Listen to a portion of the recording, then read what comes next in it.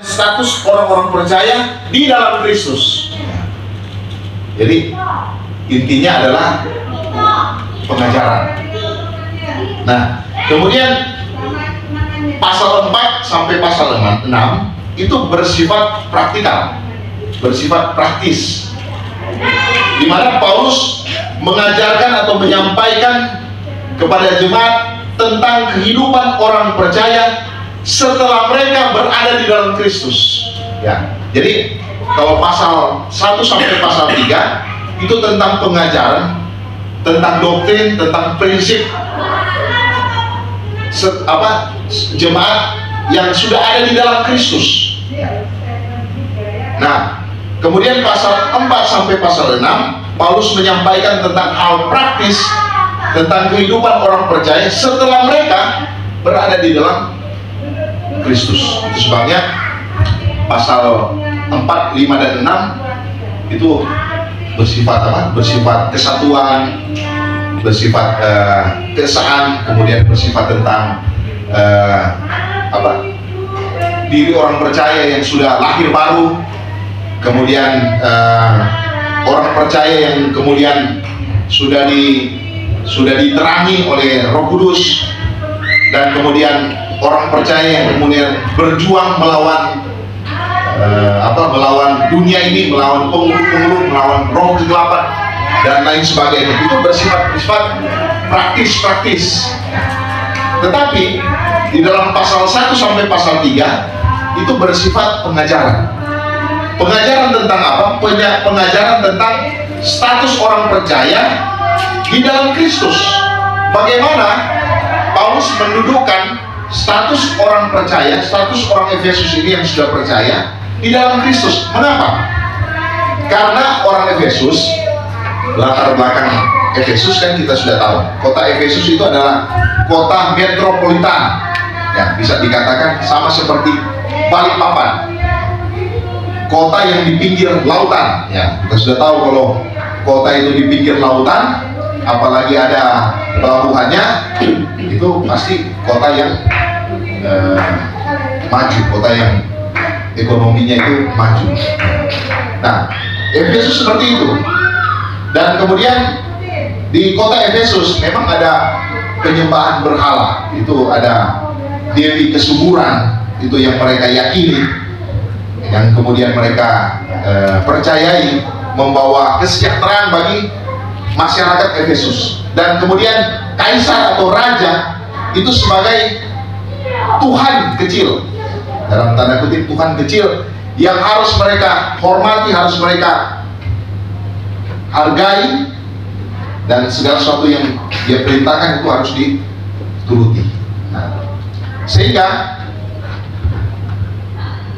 jemaat-jemaat Efesus ini diingatkan oleh Rasul Paulus supaya mereka tahu status mereka di dalam Tuhan. Jadi artinya mereka tidak lagi terkontaminasi dengan dengan pengajaran-pengajaran yang ada di sekitar mereka, pengajaran-pengajaran yang ingin mengembalikan mereka lagi kepada keyakinan mereka yang semula. Sehingga Rasul Paulus mau mengingatkan mereka, mau mengajari mereka kembali supaya supaya jemaat Efesus ini tahu akan status mereka di dalam Kristus. Dan hal yang pertama yang Paulus ajar mereka di dalam pasal pertama itu tentang berkat kekayaan rohani orang percaya yang ada di dalam Kristus. Itu pasal pertama. Dan kemudian pasal yang kedua kita tahu ya, bagaimana Rasul Paulus mengajarkan tentang kasih karunia Allah yang sudah menyelamatkan orang percaya yang sudah ada di dalam Kristus. Jadi luar biasa sekali ini kitab Efesus. Kalau kita renungkan, kalau kita hayati, ini luar biasa sekali. Nah, kita mau belajar tentang apa? Tentang kekayaan orang-orang terpilih atau orang-orang percaya di dalam Kristus. Orang kaya kita ya? Amin. Kaya. Firman Tuhan sudah jelas di sini bilang ya, bahwa apa? kekayaan orang-orang yang terpilih. Kita kaya kita. Di dalam Kristus, di dalam Tuhan kita kaya. Jadi ukuran kekayaan itu, ya kalau kita ukur secara manusiawi, secara jasmani kita, mungkin kita bisa ukur dengan apa? Dengan apa yang ada, takaran yang ada di dalam dunia ini. Betul nggak? Tapi orang yang kaya yang kita anggap kaya, dia masih bilang bahwa dia belum kaya. Karena apa? Karena dia lihat ada orang yang masih lebih kaya dari dia. Tapi orang yang dianggap kaya, dia bilang masih belum kaya lagi, masih miskin dia. Karena apa? Karena masih ada orang yang di atas dia yang lebih kaya lagi. Bahkan orang yang terkaya di Indonesia, dia menganggap bahwa dia belum kaya. Jadi ukuran kekayaan itu seperti apa coba? Ukuran kekayaan itu seperti apa? Nggak ada puasnya ya. Tapi kita bisa tahu, oh dia kaya ya, karena dia memiliki ini, punya ini. Itu ukuran manusia, ukuran apa? Manusiawi. Nah, tapi kalau kita lihat ukuran rohani, takaran rohani yang ada di dalam kitab Efesus ini, kita bisa memahami, oh ternyata saya kaya ya. Kaya saya. Nah, nanti kita lihat kekayaan-kekayaan apa yang kita miliki dalam hidup kita, supaya sekalipun kantong kosong tapi kita jadi pede gitu. Betul nggak? Ya, sekalipun mungkin kita apa? Mungkin kita bergumul dengan kehidupan kita, dengan masa depan kita, dengan pekerjaan kita, dengan perekonomian kita dan lain sebagainya. Tetapi apa? Kita yakin, kita pede karena apa? Kita punya Tuhan yang besar, amin. Yang memelihara, yang menyertai kita sampai pada saat ini. Sehingga kita tidak berkekurangan, tapi berkecukupan, dan Dia memelihara kita sampai saat ini. Karena apa? Karena kita tahu bahwa ukuran dunia, bagaimana ukuran dunia? Tapi kalau ukuran Tuhan, kekayaan di dalam Tuhan, nah inilah yang kemudian membuat kita apa? Menjadi pede. Kita percaya diri. Itu sebabnya Paulus menekankan betul kepada jemaat Efesus. Oke, mereka sudah seperti diasingkan mereka kan. Mereka adalah orang-orang yang kemudian sudah dimenangkan, tetapi mereka ada di kota metropolitan, di mana mereka melihat ada orang kaya di sana, itu ada usaha ini, usaha itu. Terganggu kehidupan mereka. Kalau mereka mau ke situ lagi, bahaya. Kompromi mereka kan, kompromi. Itu sebabnya Paulus memang betul-betul jaga mereka supaya apa? Supaya hati dan pikiran mereka itu terjaga, terpelihara. Mereka berfokus kepada status mereka, keberadaan mereka di dalam Kristus. Nah, nanti kita lihat. Itu sebabnya Paulus seperti apa? Ajar mereka tentang suatu kekayaan yang sudah mereka peroleh di dalam Kristus. Kekayaan rohani, berkat rohani yang sudah mereka dapat di dalam Kristus. Dan itu lebih berharga dari kekayaan yang diukur oleh dunia. Ini status kita di dalam Tuhan, kita kuat.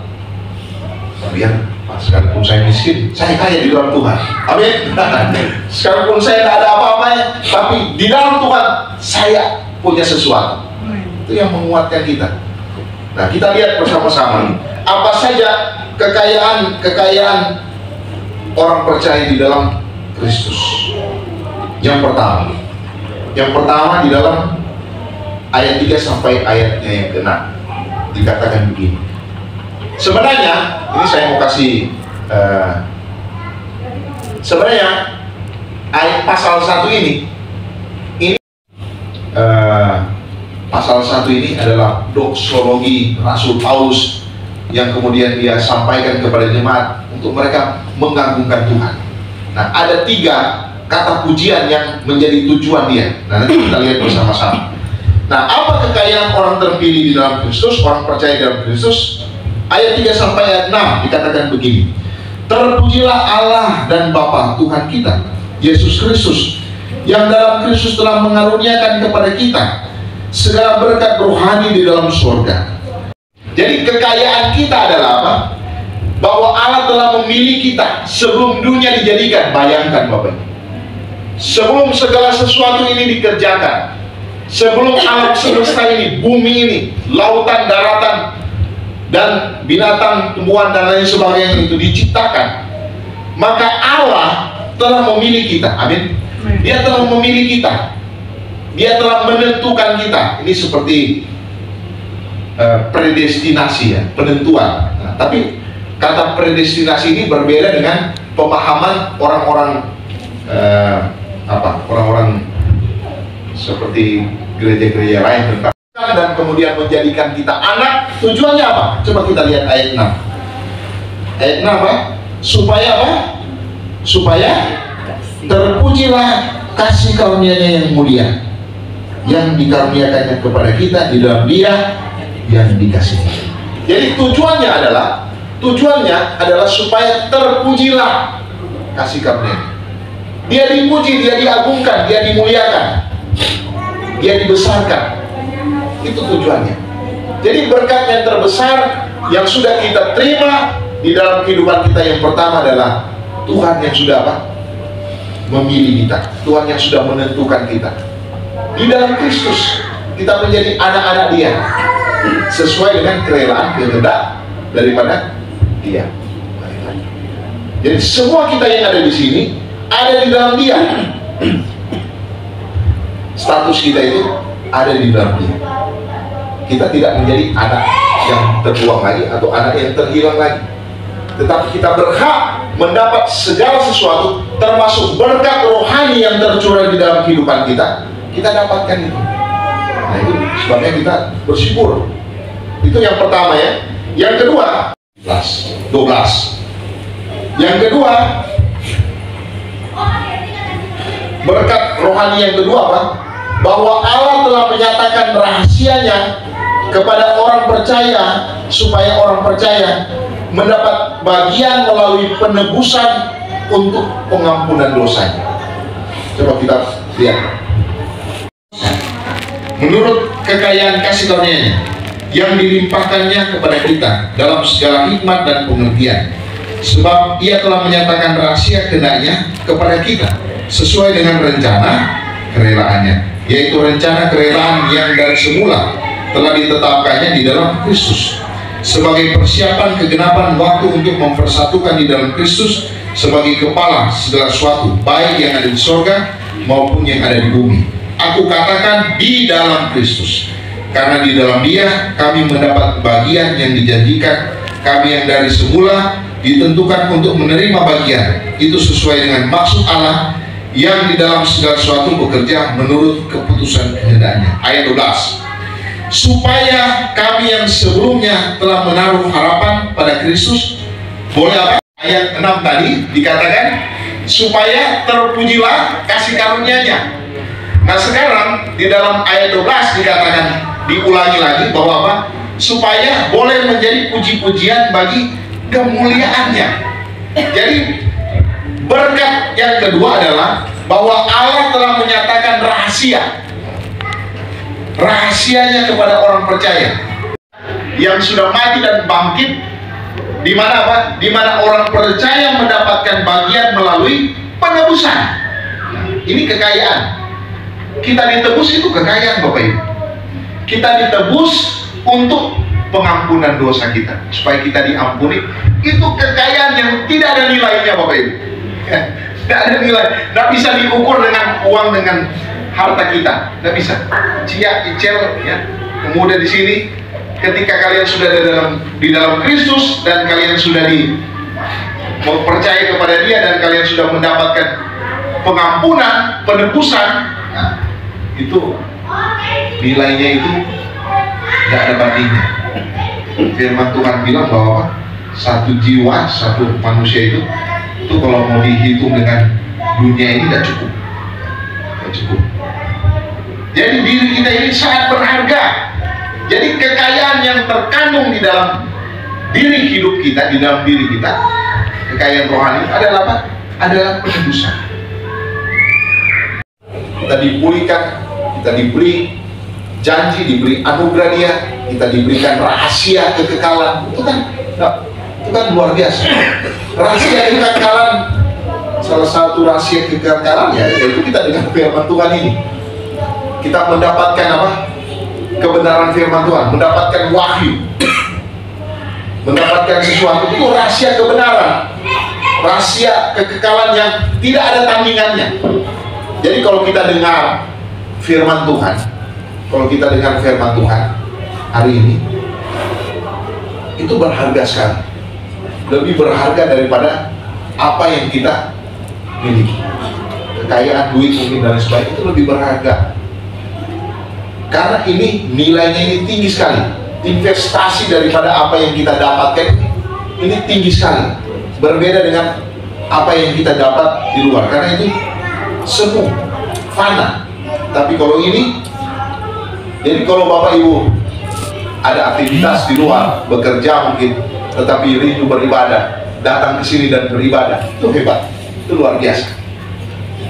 Rela meninggalkan pekerjaan, mengambil waktu, kekayaan yang luar biasa yang kita miliki di dalam Kristus.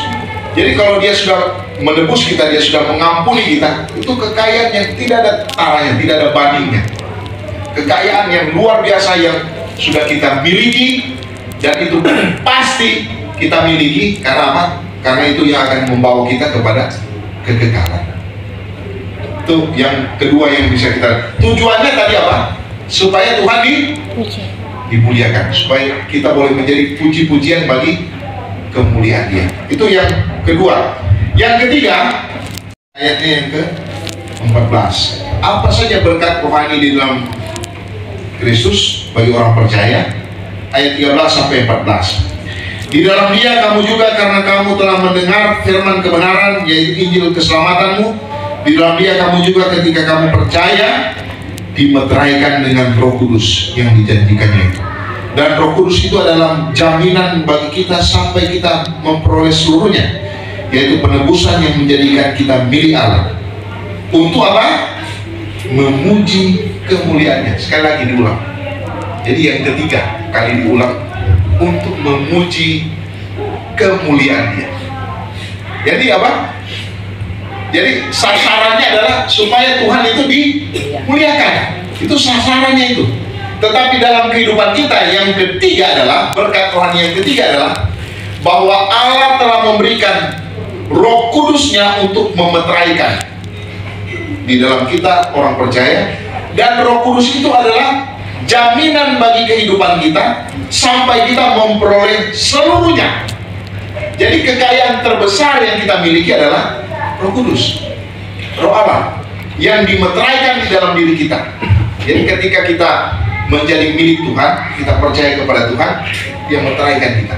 Seperti surat yang kemudian dicap, distempel, sah secara hukum, menjadi milik. Jadi tuh bisa kita gunakan di mana-mana. Nah, kehidupan kita juga seperti itu. Dia cap kita, Dia meteraikan kita. Roh Kudus itu dimeteraikan. Roh Kudus itu adalah sumber kekayaan yang Tuhan berikan di dalam kehidupan kita. Karena Dia bukan hanya memeteraikan kita, tetapi apa? Dia menjamin. Coba lihat itu. Roh Kudus adalah jaminan bagi apa? Perhatikan ayat pertama. Roh Kudus itu adalah apa? Jaminan bagi kita sampai kita memperoleh seluruhnya. Jadi Roh Kudus itu adalah jaminan. Jaminan. Contoh, ya kan? Contoh ini. Seorang anak, saya bawa lagi seorang anak, karena ini kan anak yang kemudian yang saya bilang adopsi. Yang dalam kehidupan kita juga sehari-hari. Buktinya kita masih segar-segar, masih kuat, masih diberkati, tercukupi, kita makan, kita minum, kita punya rumah mungkin, punya mobil, punya motor, punya penghasilan, apa saja yang Tuhan jamin kehidupan kita. Tuhan pelihara kehidupan kita.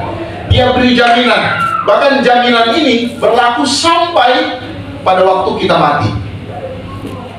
Dijamin, dimeteraikan, dijamin, diberi jaminan. Jadi ketika kita akan ke surga, pintu surga dibuka, dilihat, oh ini ada dimeteraikan Roh Kudus. Ini adalah ada jaminan Allah di dalam dirinya. Silahkan masuk. Kan itu berkat rohani yang luar biasa. Nah, tapi kalau kita nggak ada Roh Kudus, nggak dimeteraikan oleh Roh Kudus, ketika hari kekekalan nanti dilihat, oh, nggak ada yang dimeteraikan Roh Kudus, ya. cuma mungkin lewat ini atau gimana, ya kan? Nggak bisa ini. Coba di sini kita lihat apa bahwa jaminan kehidupan kita, bagi kehidupan kita sampai kita memperoleh seluruhnya.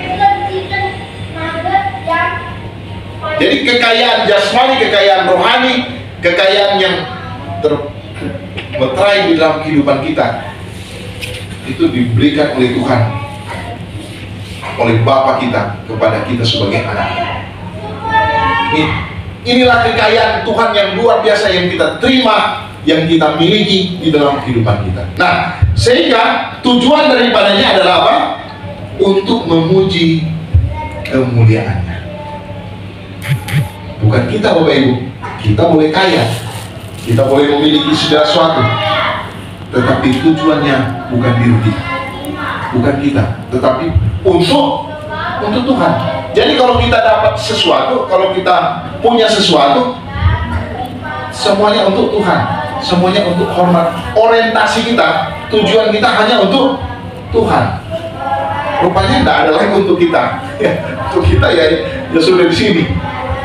Tapi segala sesuatu untuk kemuliaan Tuhan. Nah, jadi Bapak Ibu yang dikasih Tuhan, dengan status yang Rasul Paulus sampaikan kepada jemaat yang ada di Efesus ini meneguhkan mereka, ini menguatkan mereka, ini meyakinkan mereka lagi kepada apa yang sudah ada di dalam kehidupan mereka, yaitu di mana hidup mereka sudah ada di dalam Kristus. Itu sebabnya di dalam ayat 11 dikatakan begini, aku katakan di dalam Kristus, karena di dalam Dia kami mendapat bagian yang dijanjikan.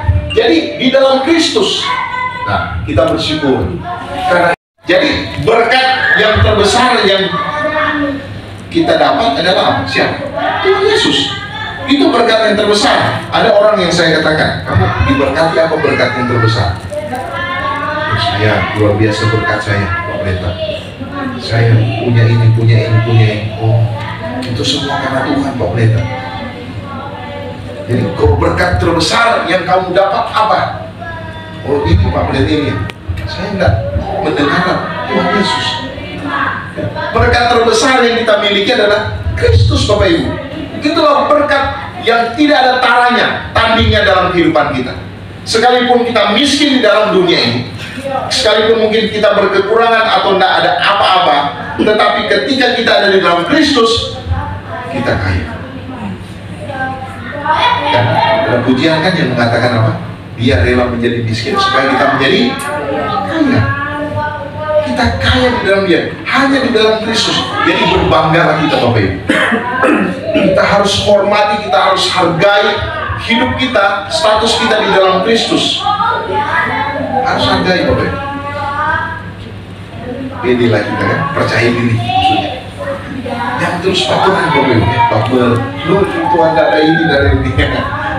Bergumul boleh, Bapak Ibu, bergumul. Tetapi apa? Bergumul dengan keyakinan. Bergumul karena ada harapan. Bergumul karena ada Tuhan di dalam Kristus. Inilah kekayaan terbesar yang kita miliki, yang kita peroleh di dalam dunia. Orang lain boleh kaya, boleh memiliki ini dan itu, tetapi ketika dia ada di Kristus, tidak ada apa-apanya.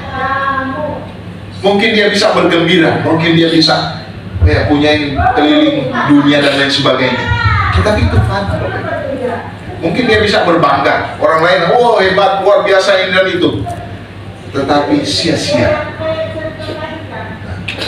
Kita boleh berbangga ya, kalau kita juga punya uang, kaya dan sebagainya, kemana-mana. Terlebih kita sudah ada dalam Kristus, wah hebat, luar biasa.